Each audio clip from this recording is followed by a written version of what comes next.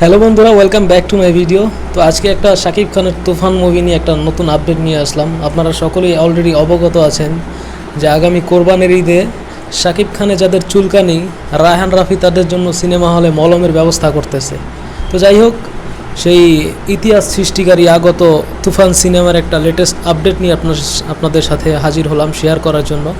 সেটা হচ্ছে তুফান সিনেমায় আমাদের সবার যে ট্রেন্ডিংয়ে একটা সিঙ্গার, মানে বাংলাদেশের মালোমা জিলোজি, এই গানের যে সিঙ্গার, মানে মিউজিক ডিরেক্টর ওই যে প্রীতম হাসান, সেই প্রীতম হাসানের কিন্তু একটা গান হচ্ছে।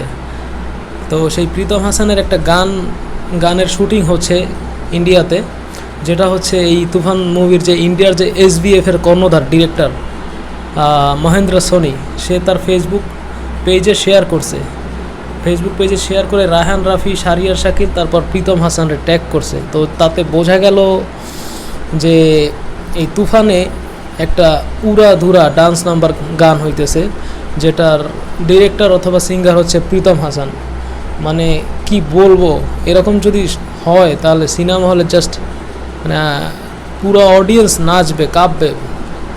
এমনিতেই তো শাকিব খানের যেই ক্রেজ ভাই, সিঙ্গেল হল, আর ইদানিং তো প্রিয়তমার পর থেকে মানে মাল্টিপ্লেক্সেও তার দর্শকের কোনো কমতি নাই। তার যে ক্রেজ মানে সবখানে ম্যাচ লেভেলে, আর সিঙ্গেল হলে বলার তো অপেক্ষাই রাখে না। তো যাই হোক,